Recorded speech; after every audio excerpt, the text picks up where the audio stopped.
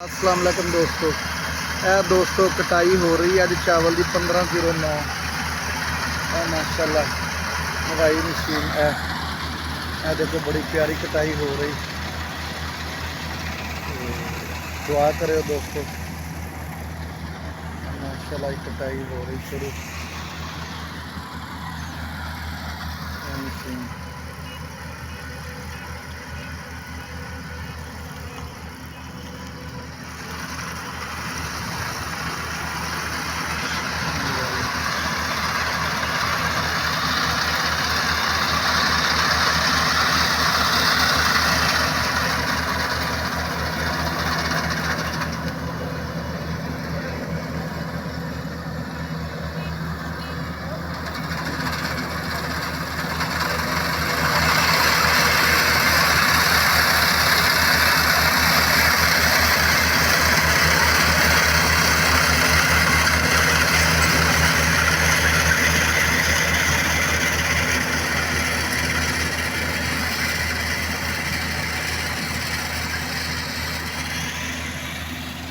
शबीर भी आ गए मगर